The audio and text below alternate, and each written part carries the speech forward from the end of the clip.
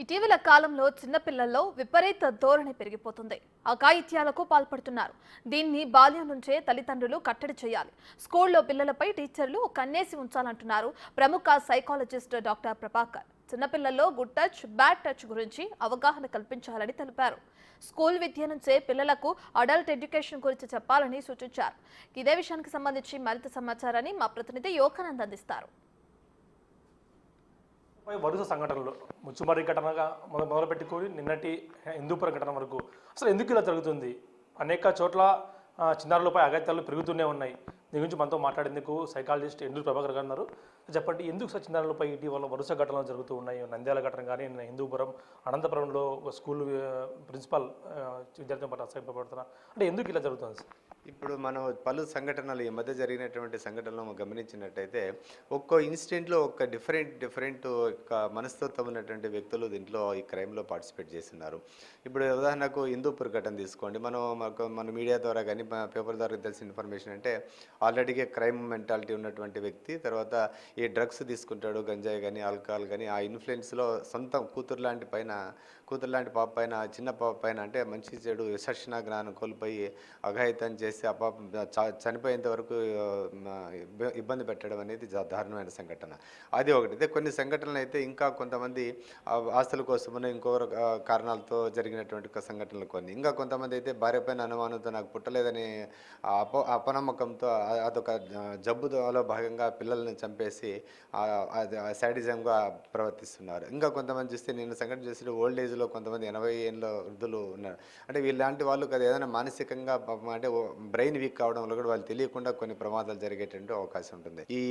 ఇలాంటి వ్యక్తిత్వము అంటే ఒక బ్యాడ్ బిహేవియర్ అనేది స్టార్ట్ అవుతుంది. జనరల్గా 8 సంవత్సరాల నుంచి 12 సంవత్సరాల వయసులో ఇది స్టార్ట్ అవుతుంది. అంటే అప్పుడు ఏంటంటే స్కూల్ ఏజ్లో పిల్లలు ఉంటారు. అప్పుడు ఏమవుతుందంటే ఆ మనస్తత్వం కూడా కొంత దూకుడు స్వభావం ఉండేటువంటి పిల్లలు 4-5 సంవత్సరాల వయసులో దూకుడు స్వభావం ఉన్నటువంటి వయసు పిల్లలను సరిగా వాళ్ళని మేనేజ్ చేయకపోతే నెక్స్ట్ కాండక్ట్ డిజార్డర్ అనేటువంటి ఒక బిహేవియర్కి సంబంధించినటువంటి ఒక డిజార్డర్ స్టార్ట్ అవుతుంది. ఆ డిజార్డర్లు ఏంటంటే చూడడానికి చాలా నార్మల్గా ఉంటారు, రోజు స్కూల్కి పోతుంటారు, కానీ వాళ్ళ బిహేవియర్ మాత్రం వాళ్ళు తల్లిదండ్రులతో ప్రవర్తించే తీరు కానివ్వండి, అదేవిధంగా స్కూల్లో వాళ్ళు టీచర్స్తో బిహేవ్ చేసేది కానీ, కొలీగ్స్తో గొడవలు తెచ్చుకోవడం కానివ్వండి, లేకుంటే ఇంట్లో వాళ్ళకి అవి కావాలి డిమాండ్ చేయడం కానివ్వండి, మొబైల్స్ కావాలని చెప్పడము, డబ్బులు తెలియకుండా తీయడము, అబద్ధాలు చెప్పడము, స్కూల్కి కాలేజీకి వెళ్తున్నామని చెప్పేసి బయటకు వెళ్ళేసి వాళ్ళకి పేరెంట్స్ పైన చెప్పి మబ్బి పెట్టడము, పేరెంట్స్కు కాలేజ్ వాళ్ళపైన చెప్పి మబ్బి పెట్టడం లాంటి జరుగుతుంటాయి. ఇవన్నీ కూడా కాండక్ట్ డిజార్డర్. ఆ ఏజ్ చిన్నది కాబట్టి చిన్న ఉంటాయి.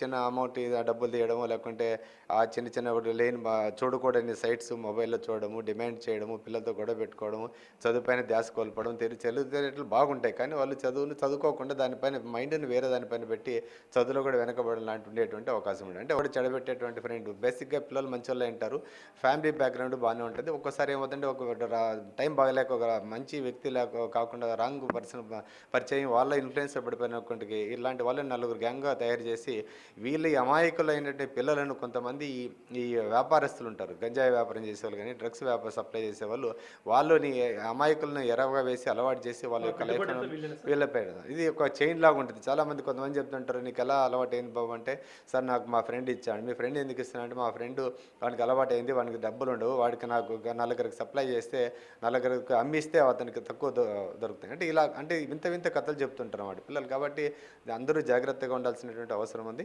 ఇలాంటి వ్యక్తులు జనరల్గా మనం ముందుగానే గమనించినట్లయితే ఈ డ్రగ్ ఇన్ఫ్లుయెన్స్ చాలా మనకి క్రైమ్స్, ఒక అమ్మాయిలపైన రేపే కాకుండా ఒక మర్డర్స్లో పార్టిసిపేట్ చేయడం కండి, ఒక దొంగతనాల్లో పార్టిసిపేట్ చేయడం కండి, లేకుంటే ఇంకా ఇతర క్రైమ్లో పార్టిసిపేట్ చాలామంది కూడా డ్రగ్ ఇన్ఫ్లుయెన్స్లో మామూలు సాధారణంగా చేయడం కూడా డ్రగ్ ఇన్ఫ్లుయెన్స్లో వాళ్ళకి తప్ప రైట్ అండ్ రిసర్చ్ని కోల్పోయి తప్పులు చేసేటువంటి అవకాశం ఉంటుంది అనమాట. నంద్యాల ఘటన పరిశీలిస్తే మనం చిన్న పిల్లలే పాపను చంపేశారంటూ కూడా బయట వార్తలు వచ్చాయి. అంటే చిన్న పిల్లలు విపరీత మనస్తత్వ కారణాలు ఏమంటారు?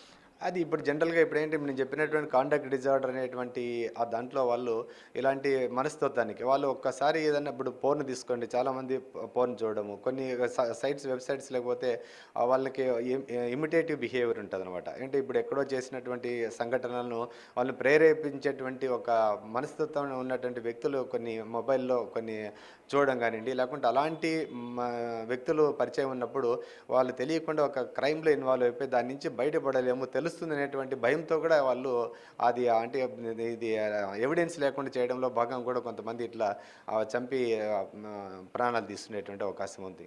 అదేవిధంగా పేరెంట్స్ పిల్లల పట్ల చాలా జాగ్రత్తగా ఉండాలి. మన పిల్లలు ఎలాంటి వ్యక్తులతో కలుస్తున్నారు, ఎలాంటి సైట్స్ మొబైల్లో చూస్తున్నారు, వాళ్ళు ఎలా ఖర్చు పెడుతున్నారు, తర్వాత వాళ్ళ ఇంపల్సివ్ బిహేవియర్స్ ఏమైనా ఉన్నాయా, చదువులో పర్ఫార్మెన్స్ ఎలా ఉంది, స్కూల్లో ర్యాపో పెట్టుకుని టీచర్స్తోనూ పిల్లలు మాట్లాడుకోవాలి తప్ప అలా కాకుండా ఎంతసేపు మాడు స్కూల్కి పోతే చాలు ఖర్చు పెడుతున్నాము, అలా ఖర్చు పెడుతున్నాం కాబట్టి వాడికి మార్కులు వస్తే చాలు అని చూస్తున్నారు తప్ప వాళ్ళ బిహేవియర్ అయితే నైతిక విలువల గురించి ఏ పేరెంట్స్ కానీ మెజారిటీ పేరెంట్స్ కానీ స్కూల్స్ కానీ నైతిక విలువలు ఎక్కడ బోధించట్లేదు పిల్లలకి. ఎంతసేపుకు పక్క వాడిని చూసి నీకు మార్కులు రావాలి, మేము చదువుకోలేకపోయినావు, నీ ఇంత ఖర్చు పెడుతున్నావు, నీకు మార్కులు వస్తే టార్గెట్ పెడుతున్నారు తప్ప వాడి యొక్క బిహేవియర్ జీవితంలో ఏదైనా సమస్య వచ్చినప్పుడు ఎట్లా ఎదుర్కోవాలి, సమాజంలో ఉన్నటువంటి మనం ఇతర వ్యక్తులతో ఎట్లా ప్రవర్తించాలి, సామాజిక బాధ్యత ఏంటంటే, పేరెంట్స్ ఏంటంటే, ఫ్యామిలీ రిలేషన్స్ ఏంటి, తర్వాత ఇవన్నీ సామాజిక బాధ్యత గురించి నైతిక విలువల గురించి ఎక్కడ దానికి ఇంపార్టెన్స్ ఇవ్వట్లేదు. కాబట్టి ఈ పిల్లలు చెడిపోవడానికి పిల్లల కంటే కూడా తప్పు పేరెంట్స్ ప్లస్ తర్వాత కొన్ని స్కూల్స్లో యాజమాన్యం కానివ్వండి. బట్ ఏదైతే మనందరూ కూడా పెద్దవాళ్ళందరూ కూడా తప్పే.